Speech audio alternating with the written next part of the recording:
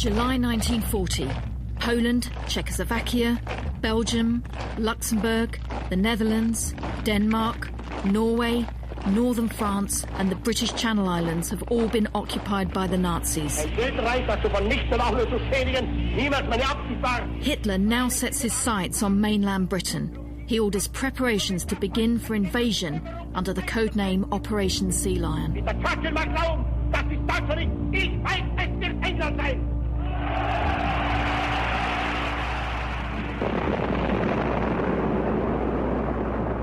Intensive aerial bombardment is coupled with a psychological offensive designed to weaken morale, incapacitate strategic capability and bring the country to its knees.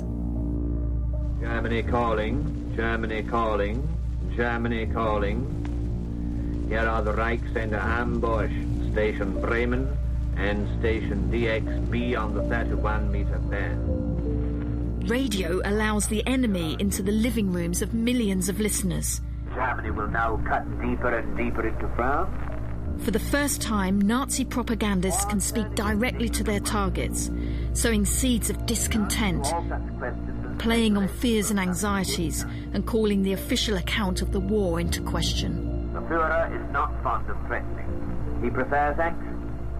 William Joyce, nicknamed Lord Haw Haw for his distinctive voice, was the most notorious and prolific broadcaster of Nazi propaganda to Britain, and soon to be hanged for his crimes.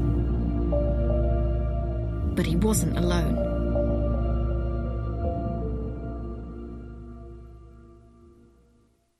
It was September 2015 when an intriguing email arrived in my inbox. I'd been invited to look through the archives of the BBC monitoring service. Row upon row of boxes, some unopened for decades, with the promise of new discoveries. The monitors, who listened into foreign broadcasts throughout the war, left thousands of pages of transcriptions of radio programmes from every corner of the world. Yes, it's here, somewhere in England, where skilled listeners and linguists of the BBC eavesdrop on all places of the world. I was given full access to them for a couple of months before they were moved into cold storage and made inaccessible again. An announcement from Ankara. This is every historian's dream, and I wasn't disappointed. I found a set of files thought to be lost, the full transcripts of the Nazis' secret radio stations. These were a bunch of Nazi propaganda stations masquerading as homegrown alternative stations, pretending to broadcast from Britain. The presenters were, in fact, British citizens living in Berlin and working for the Nazis. For the first time, I could find out exactly what they said. The time has come to demand that Scotland comes first. What are you doing for Scotland? The transcripts for one secret station in particular piqued my curiosity. Radio Caledonia, voiced here by an actor. If you're one of our regular listeners, then you know all about war lies that have been told to our people. Only peace in time can save us. Here was a station targeting Scottish nationalist feeling, seeking to strike at the heart of the Union and attempting to set Scots against the British government. Help us to get this peace by organising in every part of Scotland. Talk, write and think of Caledonia anywhere and everywhere. Who was this mysterious announcer? Why'd we never heard of him when Joyce is such a notorious figure? And how could these transcripts help me to find out about him? I'd found our document, but there were still many unanswered questions.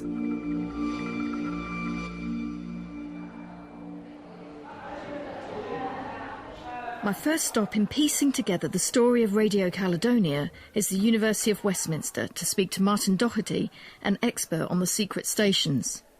Who first came up with the idea of these black propaganda stations? It was the propaganda minister himself. It was Dr. Goebbels. The first one for France had been in December 1939. Then Goebbels, again at his conferences in June 1940, had said, OK, now that the campaign in France is coming to an end, we need to turn our attention now to the UK. The minutes from the conference tell us just that. The secret transmitter should, by the end of next week, be allowed to die down on a note of increasing likelihood of German-French understanding. It should then start broadcasting to Britain on a different frequency after a pause of a few days. And that is why we had recourse to the arbitrament of the sword. They had this rash of news stations in 1940. Obviously, it was going to be problematic to staff these things. So the key man in this operation was William Joyce. Lord Haw Haw has already enlisted a number of speakers from a British prisoner of war camp. These come from all walks of life and are enthusiastically preparing to take up the struggle against Churchill. In Goebel's diaries, one comes across frequent mentions of William Joyce, Lord Haw Haw, as he calls him, what a great job he's doing. At one stage in the diaries, he says, he's the best horse in my stables. I'm kind of interested in Radio Caledonia. What do you know about Radio Caledonia? Well, Radio Caledonia was the station aimed at Scottish patriots, supposedly. It was a one-man operation. I think his name was Donald Alexander Grant. I don't know a huge amount about it because the main broadcasts from people like Joyce were very often transcribed in full, but for the smaller stations, not really. So for Radio Caledonia, all I have seen are very short sort of summaries of what Grant had been saying and so on, but nothing in any detail. What do we know about Grant? Anything? I know very little about him, apart from the fact that he was from the Scottish Highlands, somewhere on the Black Isle, I think, from a very small community way up there in the north-east. For security reasons, baggage left unattended. In an attempt to retrace Donald Grant's steps, I've booked myself onto a flight to the Highlands. It turns out that Grant comes from a small village called Alness, and incredibly, one of the villagers there still remembers him.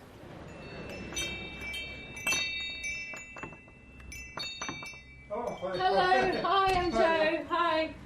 I've come to the Alness Heritage Centre to meet some of the people who help keep the history of Alness alive. What was once a small village is now dominated by a busy high street, but it's not hard to imagine what it used to be like in the 1930s and 40s when Grant grew up here. Tall Highland mountains tower above the town, and the little grey stone houses that line the main road would have been just the same.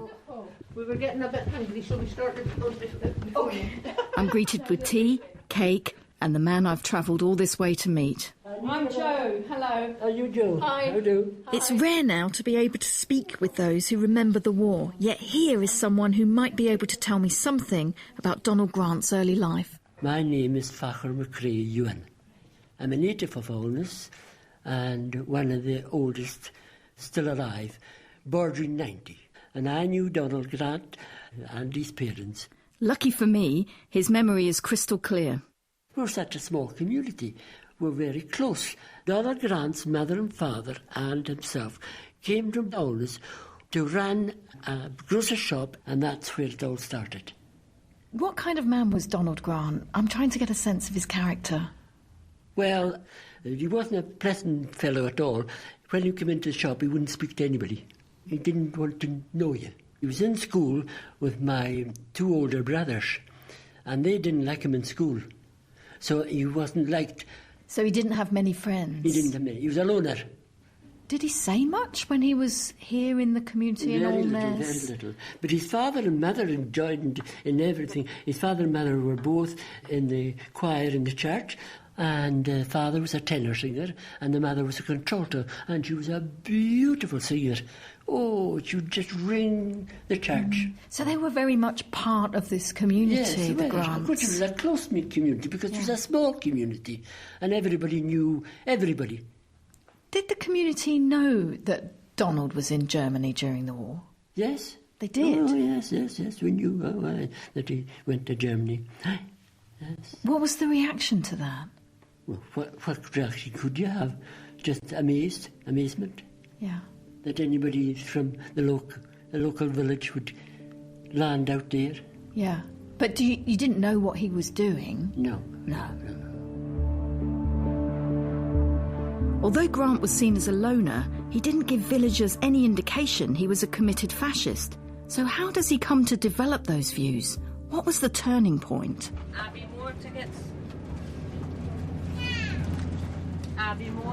I'm on a train winding its way through the Scottish countryside on my way to Edinburgh, and I'm still intrigued about how and why a young man from a small Highlands village ends up broadcasting for Nazi Germany.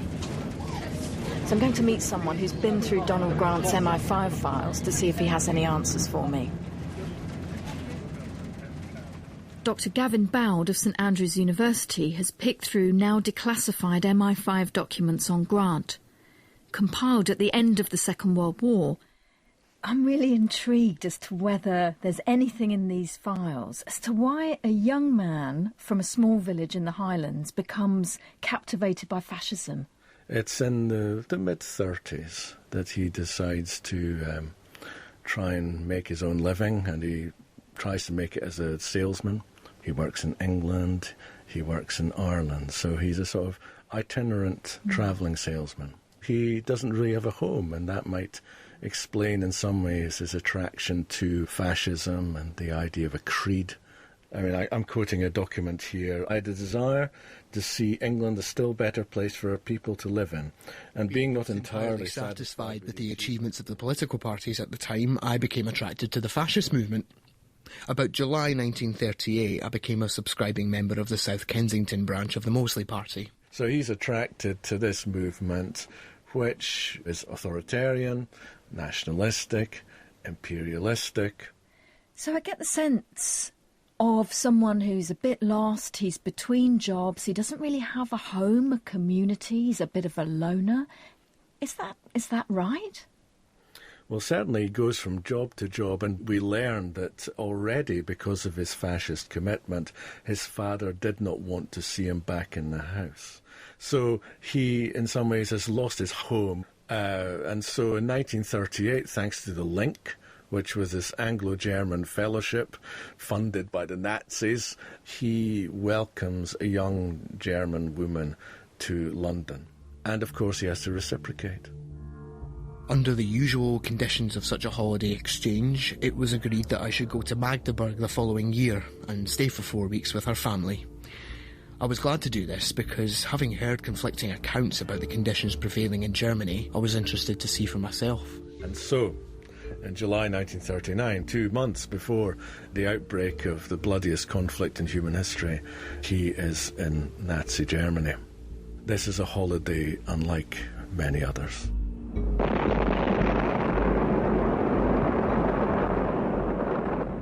Grant's MI5 file reveals that when war breaks out, he cannot return to Britain.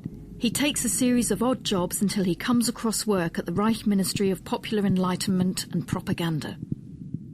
According to the documents, he did it by his own free will. He said to Dr. Erich Hetzler, who was the head of the English section of the radio propaganda station set up at the initiative of Goebbels, I declared frankly that I was prepared to help in the work of stopping any war and promoting understanding between my own country and any other. And particularly Germany, because I believe that understanding between that country and my own was absolutely essential to world peace. So this is a man from Alness who has decided to preserve world peace. So what do we know about what was broadcast on Radio Caledonia? For me, it's been very frustrating because I researched Radio Caledonia. I worked at the National Archives in Kew. I consulted the files of Donald Grant, but frustratingly, there were no transcripts. So, Gavin, quite by accident, I found the transcripts of Radio Caledonia and the other subversive radio stations for the war. They number in the thousands of pages. It's great to hear that, because when I did my research in the files at the National Archives, you had the sense that there were no transcripts. So here we have one of the transcripts of Radio Caledonia. It gives the wavelength and the duration of the broadcast, in this case 15 minutes. And then we have, word for word, the contents of the broadcast. The government has done nothing to improve the lot of the workers or to justify calling this war the People's War. Were we asked if we wanted bloody slaughter? A strange people's war. Capitalism is the back of it. We want a new financial system. War is being fought for Churchill, the Jew and the capitalist. Scotland has got to get out of this war of capitalism now. We must get a separate peace. What do you make of that kind of appeal to the Scottish people? There's obviously the belief that the Scots are receptive to a kind of populist, anti-capitalist, pacifist discourse. And knowing the strength of the Labour movement in Scotland at the time, they might think that they're onto a good thing. Our document reveals an insidious propaganda narrative.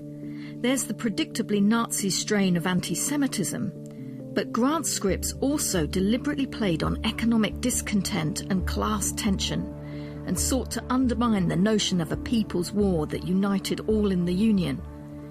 So how did this chime with Scottish sentiments in 1940? I asked Professor Murray Pittock of Glasgow University, a cultural historian and expert on the history of Scottish nationalism. I think it would have an appeal to some Scottish nationalists because they didn't feel that they were being properly accommodated. There were a whole range of issues which led to strikes in the mines, but also in the shipyards in the early 1940s. And there were lots of leaflets and pamphlets throughout the war to which the SNP were engaged with and published. But those fell a long way short of saying, there should be a separate peace. The Scots Independent, which at that stage was a mouthpiece for the SNP, ran an editorial in early 1940s supporting the war on the basis that it was a war for the defence of small nations, actually warned people in its columns about Radio Free Caledonia. It regarded it as a risk. It was not helpful to the cause of Scottish nationalism. So there were real grievances in Scotland in the 1940s, but there's a world of difference between having feelings of discontent and actually responding to the separatist sentiments Donald Grant was hoping to stir up from Berlin. There, Radio Caledonia appears to have failed. But regardless of whether he achieved his goal, Donald Grant was broadcasting for Nazi Germany, and that was a serious activity. The British authorities begin to take an interest in Grant when they intercept a Red Cross postal message sent to his parents on the 13th of October 1941. Dear Mother, received reply to my March letter. Keeping very well. Have everything I need. Still golfing. Would enjoy a game. Love to you both. Donald. Radio Caledonia broadcasts for the last time in August 1942, when Grant feels that his work has ceased to have any purpose. He finds a new position as an archivist for other secret stations that continue to broadcast for the remainder of the war. But the British authorities now have his name, and his luck seems to be running out. Yesterday morning at 2:41 a.m., the representative of the German High Command signed the act of unconditional surrender of all German land, sea and air forces. In 1945, when Germany surrenders, British troops are within 120 miles of Berlin, and Grant goes on the run using a false identity. He disappears from the record, so much so that even the MI5 file has no trace of him. A good move, perhaps, because meanwhile, betrayed by his distinctive voice, William Joyce is recognised by a British soldier, arrested and deported to Britain to face trial. Martin Doherty again. Hundreds of people turned up to try and get a glimpse of him because, of course, Joyce had come to represent the enemy by then. Hitler was dead. Goebbels was dead. The Nuremberg trials were going to take place in Germany, but here we had in the UK the chance ourselves to see a Nazi in the dock. He was convicted of treason. Joyce made no excuse at all for what he had done and said that what he had done was to try and avoid conflict between Britain and Germany. And in fact, it took the jury less than 25 minutes to come in with a verdict of guilty. He went to his death very calmly, although his knees trembled just before entering the death cell, and he is said to have looked down and smiled. We don't know whether Donald Grant knew of Lord Haw Haw's fate, but the intelligence files reveal that in despair, Grant eventually handed himself in. Given what had happened to Joyce, it was a risky decision to take. Before the interrogation, Grant was given a meal and a packet of cigarettes. A British liaison officer in Baden-Baden took notes on his arrest on the 31st of October 1946. Grant was stripped naked and searched for poison. This he submitted to voluntarily, and at no time was any pressure used to enforce his actions. But what was to be his fate? I was hoping to find records of Grant's court case, but after much searching, I've discovered that the files no longer exist. Feeling at a dead end, I spend an evening trawling through the British newspaper archive to search for the answers I need. Donald Alexander Fraser Grant. Search. Let's have a look. Dundee Courier. Thursday, 6th of February 1947. Scott broadcast for the Germans. Here we go. A Scotsman who, it was stated, agreed to broadcast for the Germans in the hope that peace might be brought about, was sentenced at the Old Bailey yesterday to 6 months imprisonment. So 6 months? That's extraordinary. How could it be that Joyce gets hanged in Wandsworth Prison and Donald Grant gets away with the 6-month sentence? Oh, here we are. Here's the judge. Mr. Justice Atkinson told him, if you had really broadcast something offensive and really harmful, I would have taken a different view. What does that mean? He did broadcast something offensive. But I'm going to assume you were actuated by no feeling of hostility to this country and had no desire to help Germany, but that you genuinely believed it was your duty to work for peace.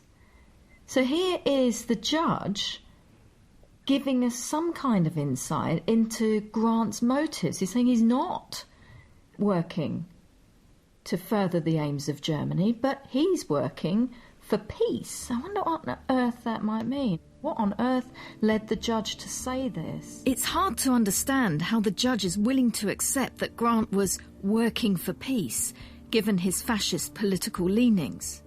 Is this an unduly lenient judge, or is he just naive? At this point, I decided I needed to talk to a lawyer to help me understand the ruling. I went to see James Arnold of Outer Temple Chambers. I've had a look at the MI5 files that you gave me, Joe, in relation to Grant, and the only reference to the sentencing in this document that I can find is from the 5th of February 1947, the day of Grant's trial. I want to know why Donald Grant received such a different sentence to William Joyce. Well, of course, Joyce, the infamous Lord Haw Haw, was tried for treason, which was punishable by death. Interestingly, it appears Grant was tried for a much lesser offence of doing an act likely to assist the enemy with intent to assist the enemy, despite essentially committing the same crime. Wait, so that's interesting. So why are they charged with 2 different offences? Well, that's not clear, I'm afraid. What we do know, though, is that Joyce was classified by the Director of Public Prosecutions as being the most notable of all broadcasters. There was a sense there would be a considerable public outcry if he was not prosecuted at the end of the war. So it seems that William Joyce may have been subjected to a trial with a political as well as a judicial motive. Joyce's notoriety meant that he needed to be seen to be punished for his crimes, and treason was the ultimate charge.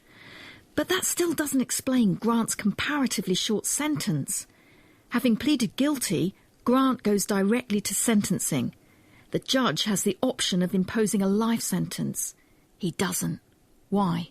The MI5 document records the judge making the following observations. The difficulty, if not impossibility, of linking a monitor report of an anonymous broadcast with any particular broadcaster.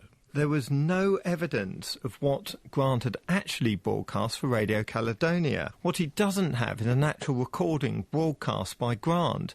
That is the difference between the Joyce trial and the Grant trial. And that's critical. Well, that would have been one of the points that the judge would have been concerned with. It's confusing. Grant confessed to having made the Radio Caledonia broadcasts, and the judge would have had access to our document, the full transcripts of what was broadcast. But crucially, there were no actual recordings to prove that Grant was the voice of Radio Caledonia. And without those recordings, the judge didn't have the necessary evidence to prove that our man, Donald Grant, was the presenter of Radio Caledonia. The second point that he was concerned with, and perhaps the more important one, is that if Grant had been before a jury, it might possibly have found that he broadcast with intent not to help Germany, but Scotland. where, of course, he was born. So that tallies with Grant's own explanation of why he was broadcasting for Nazi Germany. Yes, it does. The judge obviously was concerned enough about this to adjourn for lunch, and it must have been a good one, because, of course, when he comes back, he sentences Grant not to life imprisonment, but only 6 months. So the judge appears to have taken Grant's explanation of working for world peace at face value.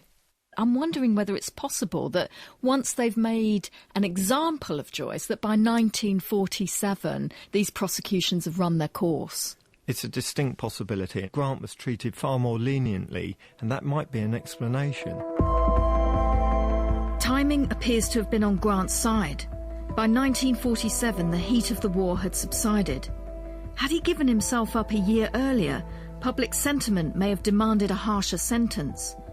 Equally, Grant's willing admission of his own guilt, his claim to be working for peace, and his relative anonymity may have resulted in lenient treatment by the court. On the other hand, Joyce's notoriety, his resistance to admitting that he did anything wrong, and the timing of his trial may well have sealed his fate. Grant's return to the village of Alness at the end of his 6-month sentence was anything but welcoming.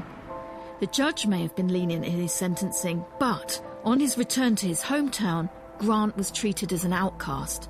Only his mother seems to have been willing to take him back. To this community, a community who had fought and experienced the war, Donald Grant was a traitor, and they made their views absolutely clear.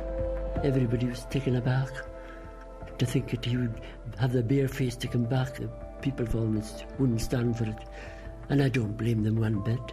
Being a traitor to his own people, they probably might have killed him, you never know. It was in this very spot that villagers stoned the family business. They smashed the windows in protest at Donald's return to Alness. The local police came round and warned Donald that his presence was jeopardising his mother's safety, jeopardising his safety. And it was this warning that prompted Donald to move to South Africa under apartheid. Perhaps a fitting ending to his strange story.